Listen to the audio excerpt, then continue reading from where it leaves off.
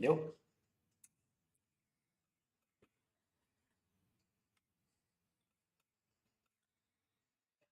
Hmm. Good morning, everyone. Welcome to Satsang. Hmm.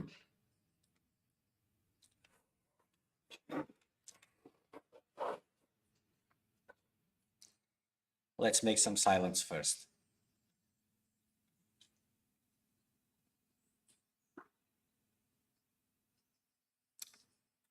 Deixa uma coisa.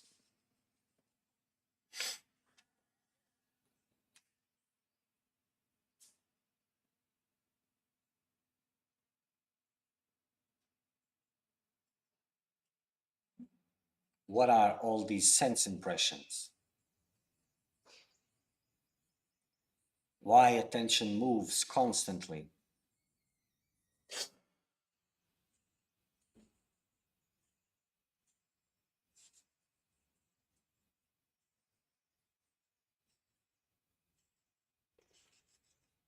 Who am I?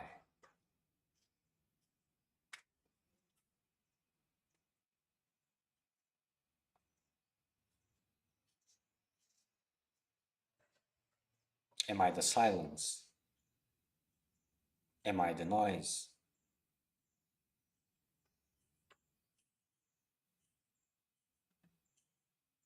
Am I stillness? Am I movement?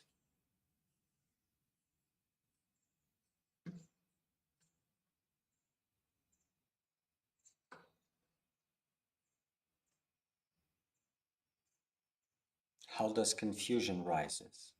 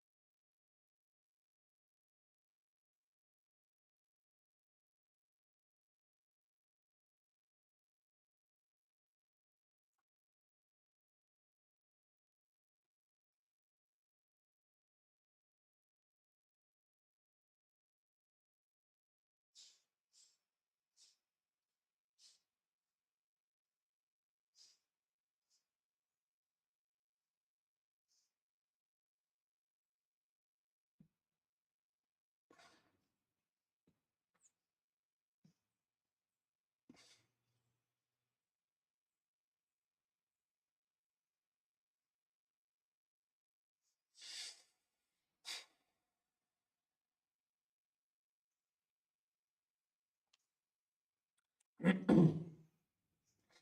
once again, good morning, everyone.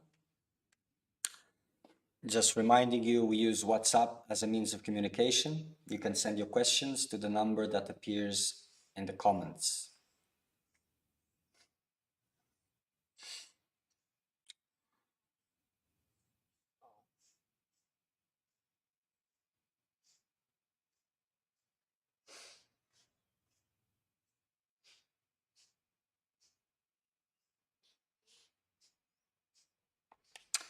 So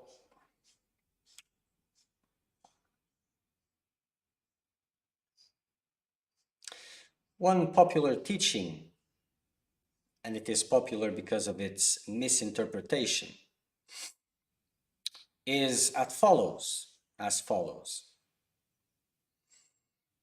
Meditation, spiritual practices, and all of the sorts, abandoning, surrender, all of this is for the mind, for the body-mind complex. Changing behaviors, changing patterns, all of this is for the body-mind complex. I am not the body nor the mind, so this is useless. If I'm not the body nor the mind, why should I be applying myself? Contradiction. To all these disciplines, all these practices. And this becomes very popular because there's the naive understanding that this means you just let the body mind take care of itself and you just focus on the source of the I. For whom are these thoughts arising?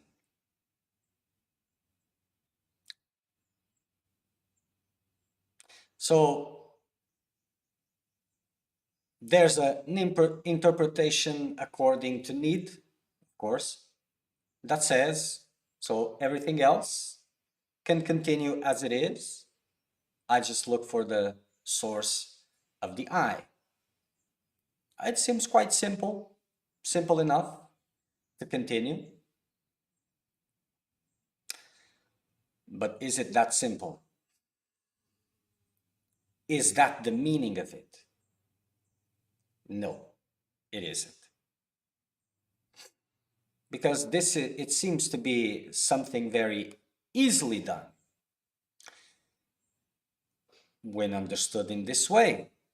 The best of two worlds, of course. Just let the body mind follow its needs, desires, whatevers, and I will look for the source of this I, my source.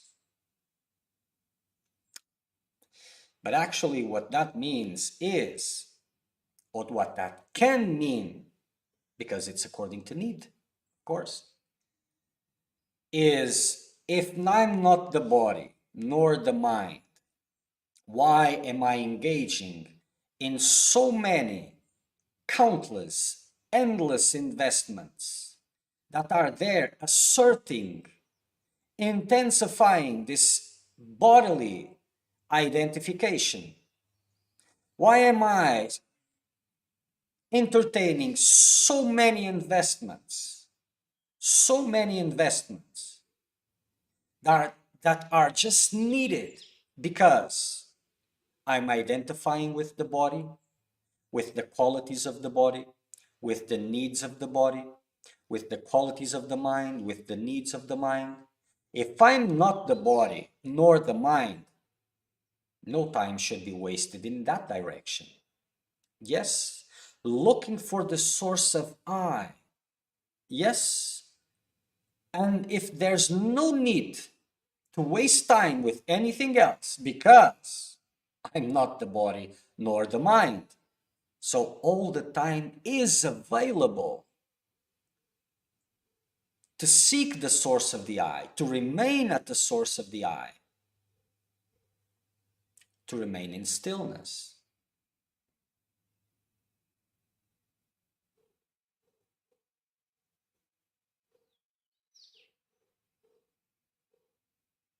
That's a very different interpretation. But this one is not as good because it doesn't allow the circus to go on. And the apparent, we cannot call it spiritual practices because in this context, they don't exist.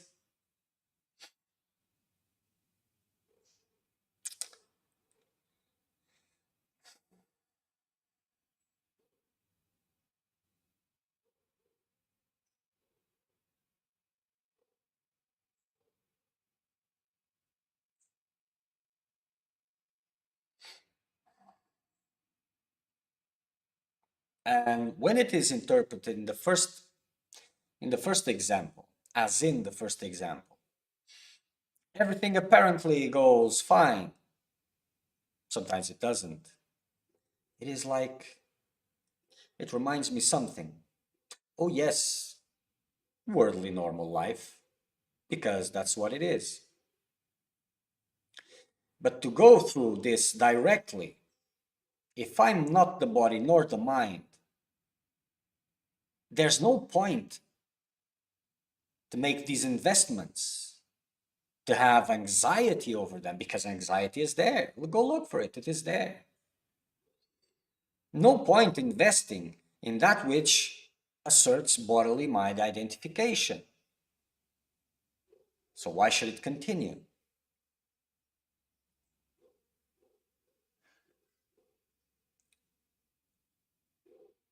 And letting go of these investments because they are useless, and focusing, remaining at the eye source, observing to whom are these thoughts arising.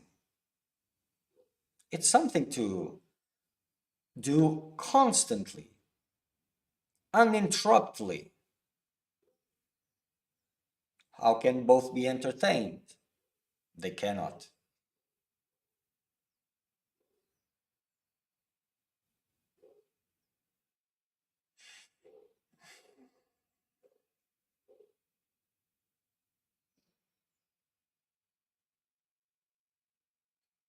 A revered sage and saint, Adi Shankaracharya, it is known that he didn't accept any disciples that still had any interest in the world, because what he was expounding was that high, that if the person had any interest in the world, it wasn't suitable for those teachings.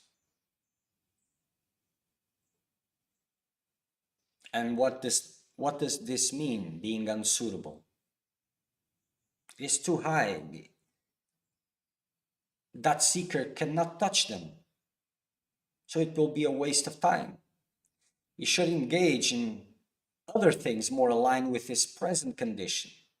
And aspiring, yes, of course, aspiring in that direction. That compass pointing upwards as always to be there. And that's the difference when you're being exposed to a philosophy, following a specific philosophy, then certain criteria has to be met.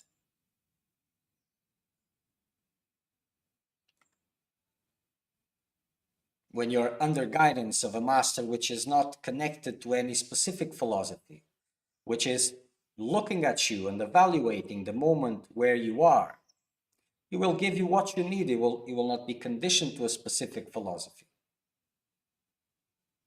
And then it's the same, either you progress or you don't. But that's for everybody because it is according to thirst. What is the level of your thirst? What is the clarity of your thirst? That clarity will change.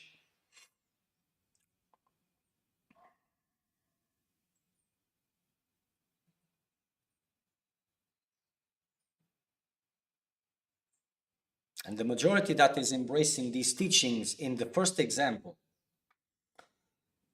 they wouldn't be able to handle the second interpretation.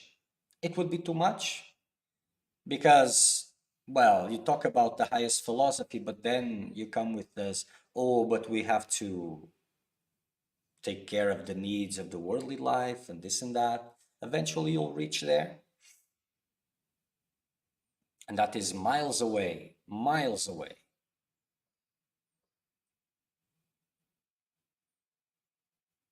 What is this miles away? How does this gets installed? Well, that construction you call yourself, that character, doesn't define you unless you deem it to define you. Otherwise, it doesn't.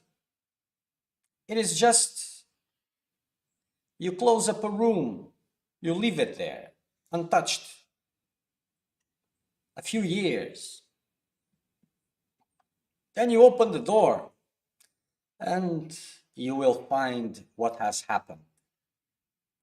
Whatever insects got in, dust, that will be the result of an unchecked, untouched space. So prior of being aware of yourself, life has been going on unchecked. So that formation which is visible now as the character, just a byproduct of those circumstances. Okay, a few other ingredients, but let's make it simple. And that doesn't define you in the slightest. Everything which is there, recognizable, can be changed by repetition. There's nothing there that cannot be changed. But those constructions have come and they tie you up to what you call the world around you. That body doesn't define you, is not you. That mind, the observable characteristics, don't define you, they are not you. The bodies that surround that body are not yours. Not even real. Everything you find dear and near is not yours.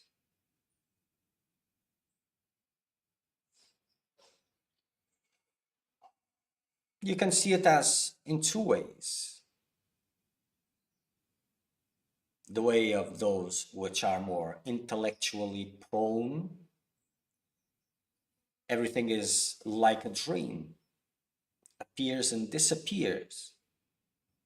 No specials, nothing, everything is irrelevant, non-existent.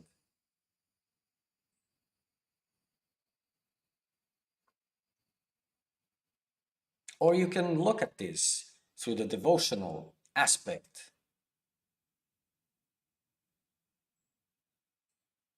Everything is God's play. Everything is His. That which comes close and goes away, only God knows why. There is certainly a beauty in all of that. Let me clean my eyes until I can see it. But let me not distract myself with God's play to the point that I forget God itself. Let me turn my attention to Him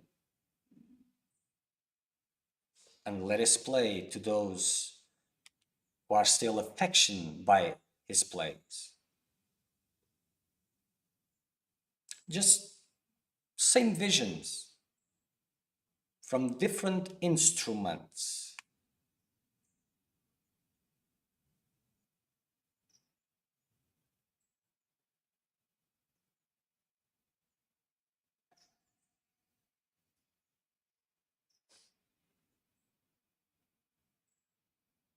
So for seekers of truth, those who are more intellectually prone, they have a certain difficulty in dealing with God. Eventually, they will have to meet with Him, love Him dearly, intensely, because God is the water that gives life to the desert. And those who are more emotionally prone, at at some point they will need to let go of the hands of God after their heart is filled with love. But that's not a letting go bye-bye. It's going even beyond. It is dissolving in God. And for that, love has to be there intensely. So big, that you lose the sense of identity. This is the purpose of worship.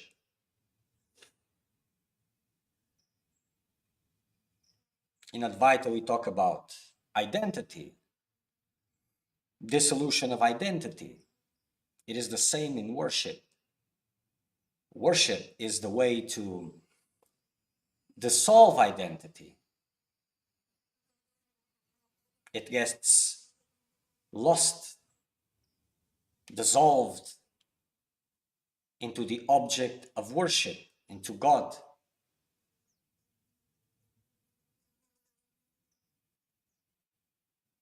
Of course, with the wrong understanding, it maintains both there. But that's when your devotion is not intense enough. When it is about bringing God's glories to you instead of you going to Him.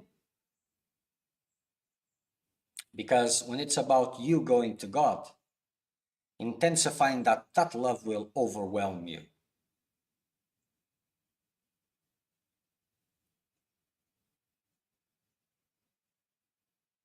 It will rip through the limitations of your identity.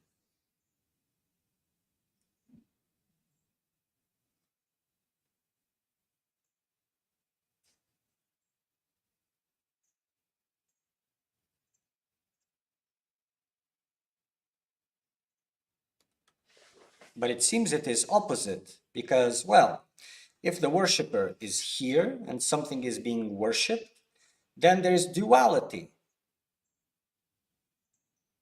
Well, you experience duality all the time. And the point is to transcend that duality. Worship is a means for that. But only when you seek God alone, God for God alone.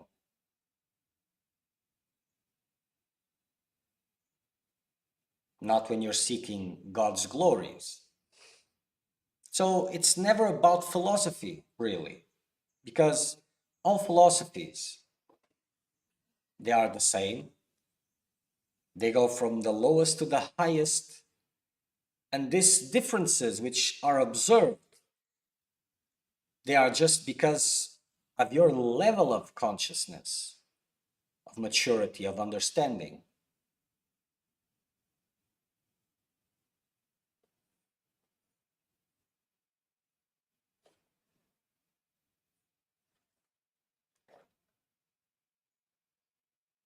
So we see worldly people that have worldly aspirations, of course, even if, or especially if, that depends, there is the knowledge of God, there is devotion of God, there is what is called religion these days, and it's not getting much different than spirituality also. But you see this, God as a mentor, as a friend, as the one that gives blessings into worldly life. This maintains duality, of course. In the same way that those that interpret the teaching that I began with, and to the first interpretation, I'm not the body-mind complex, so I don't deal with that, just let it as it is. And sometimes I will look for the source of the I. And I'm maintaining awareness of the present moment, which means I'm maintaining awareness of that which appears to be happening, like that was the now. That is also maintaining duality.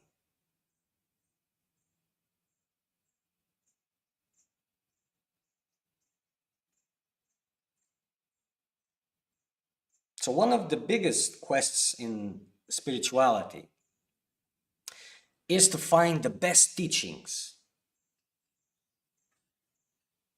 But in reality, it should be in becoming the best seeker of truth,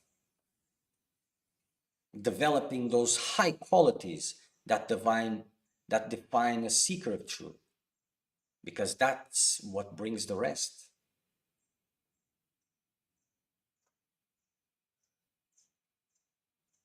So everything which is not at its highest, it is entertaining illusion, either Advaita, Bhakti, Raja Yoga, it doesn't matter.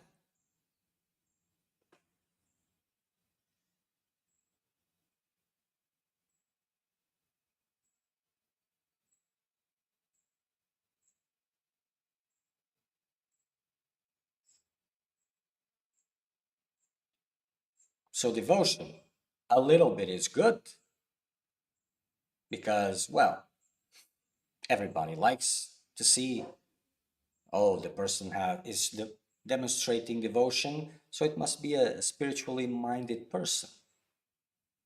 But too much, not, because then it is how it is called, a kind of a blindness. It is, I don't recall the word in English. And that has nothing to do with it.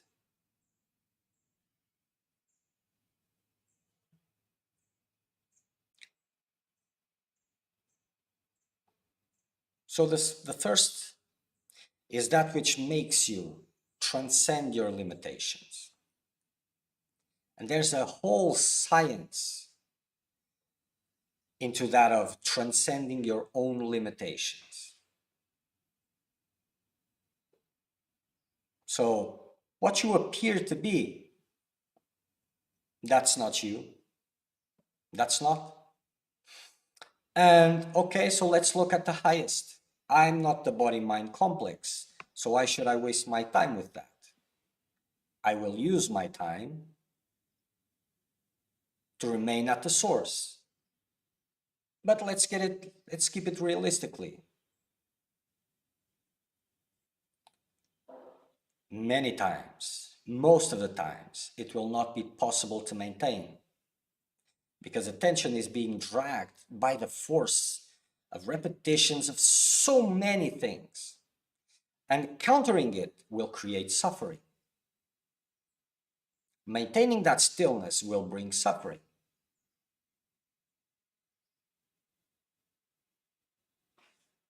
And either you can withstand that suffering, and at this level, it's almost like spontaneous combustion.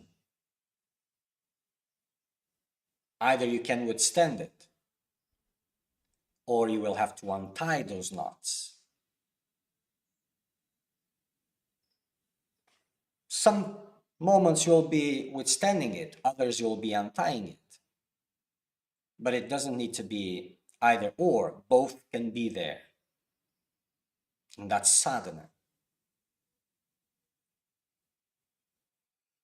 Always looking at the highest, but taking care that that which is still at its lowest can evolve to the point of transcendence. That which is evolving, it's not me. Yes, true. But from its grossest point, in all humbleness, it's not possible.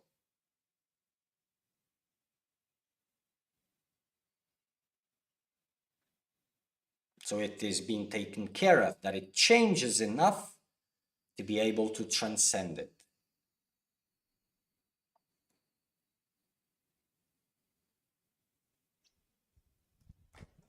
And for that, you need to really see that I'm not this body-mind complex. So this entanglement, where my attention is constricted, mixed.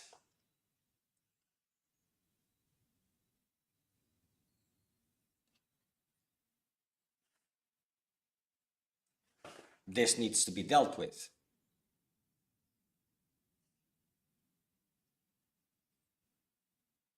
So, how to be able to maintain myself at the source of the I without investing and without being dragged by my fears or by the fears that arise, by the desires, all of that.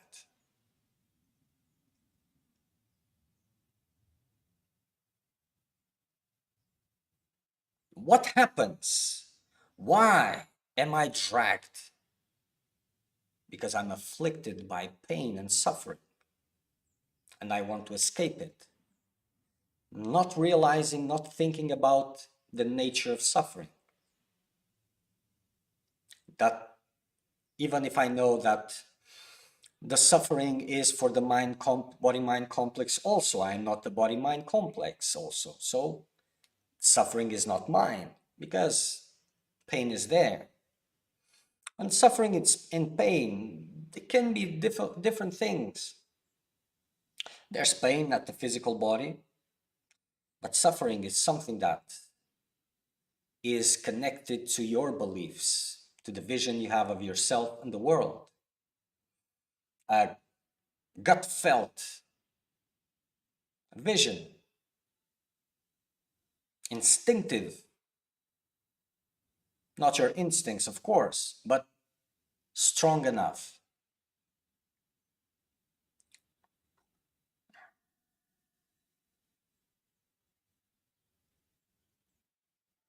You need to train the mind to become steady in the midst of all things that are contrary, to all adversities, and understanding or trying to understand that adversities, they are just the reflex of your ignorance.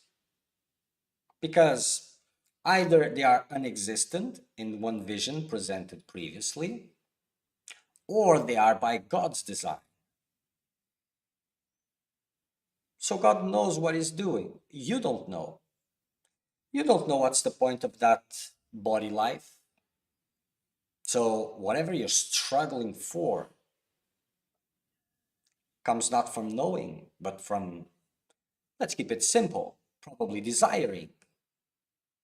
But you don't know. You suffer because things don't go accordingly to what you expect at many levels. Either connected to happenings in the future, either connecting to something which is going against the vision you have of yourself or the vision that you wanted that others had of yourself. It's always connected to these things and lack of vision. And taking this life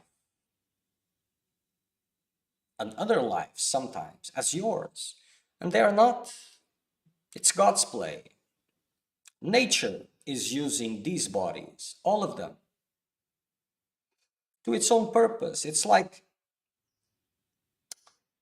you go on a ride, you enter the bus, and you imagine that you're driving the bus, and now you want the bus to go to the left, but there's the bus driver. He knows the route, he knows where to go. You don't, you just imagine that it is you who is driving. When it turns right, you suffer instead of enjoying. You could have enjoyed, like, oh, God's driving. Oh, I thought it was going this way. Now I went to another one. Wow. Let me see what comes. Where is God taking all of this? Or in the previous vision, this is Maya. This is the play of Maya, of illusion. And it's by the power of Maya that I've been wishing for the bus, the unexistent bus, to go to the left. Now, this suffering is coming brought by the same Maya. Let me disconnect from both.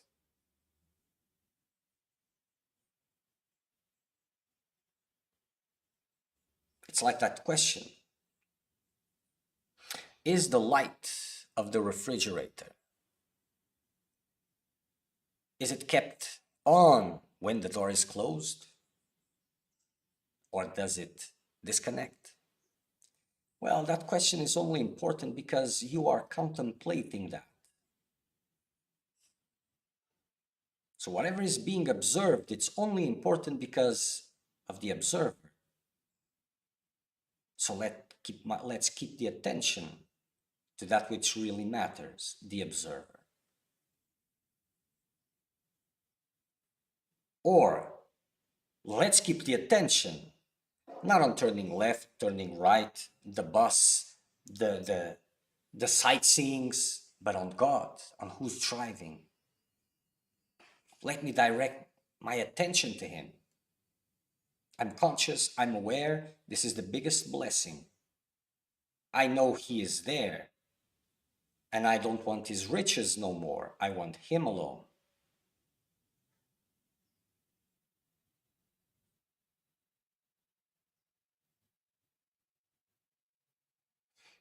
And eventually these two paths will cross somewhere, some point.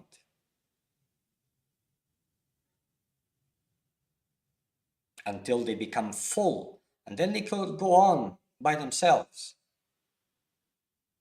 Because when these paths are embraced as a philosophy, it usually tends to be according to the level of present ignorance. Not more or less ignorance, but the complexities of that ignorance. Because when this ignorance is dealt with, any of these paths will be complete in themselves. But if you're embraced Advaita, for example, because you're more intellectually prone, you have more difficulty into love, you will have to find love.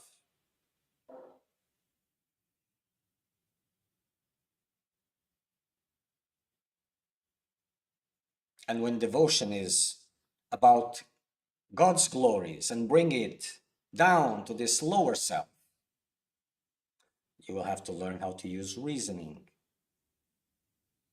to see that you're just trying to sustain illusion instead of transcending it. You're just using God as a means instead of diving in Him as the end.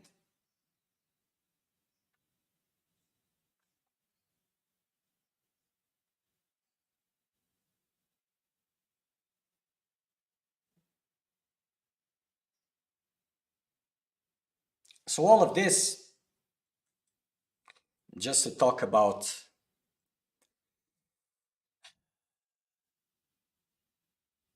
the difficult path, when it can really become more easy as it becomes real.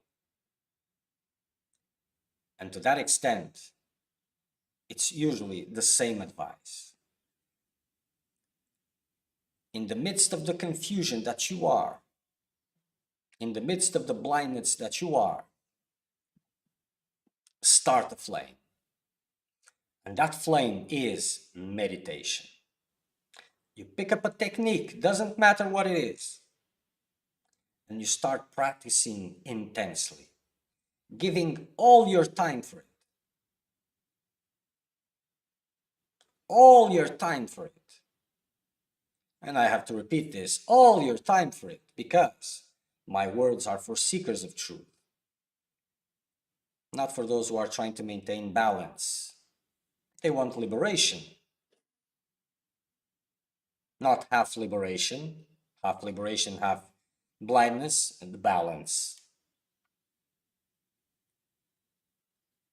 And as you apply all you have, all your intensity, put all your thirst in it, eventually it will start being alive.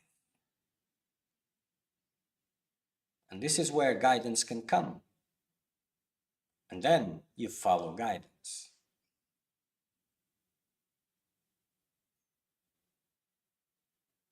So that intensity, if you keep it high enough will purify you. And the more pure you are, the more, not easy in a sense of difficulty, but it's more guaranteed that you will be able to follow guidance despite the level of difficulties involved.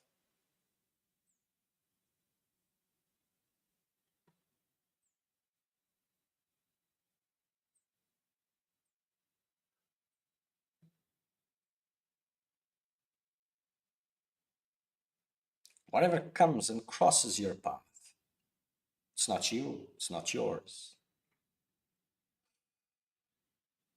Learn to let go. Let go your desires. Let go your opinions. Let go your preferences. Let go. You thought things were going to the right, and eventually it turned to the left. So let go of your thoughts to the right. As you let go of these constrained thoughts, it will become much easier to let go of all else. And during this process, your mind, once feeble, weak, becomes strong, stable, because that's what strong means. Stable, untouched by these changes, opposites, likes, dislikes, and it continues to be steady. As this steadiness is there, suffering will have much less power over it. And the less power suffering has over the mind, the more you can keep your eyes open in the moments that matter the most, so that you are not dragged down again.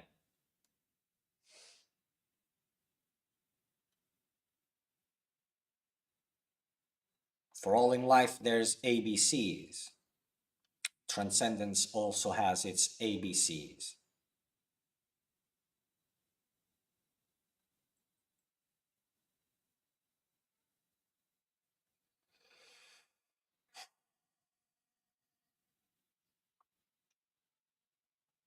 Okay.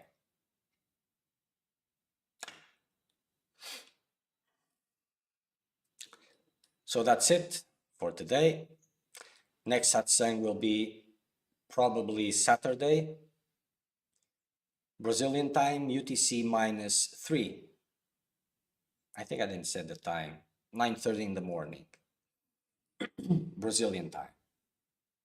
So until then, make the best use of your time. Make it real. Patrz.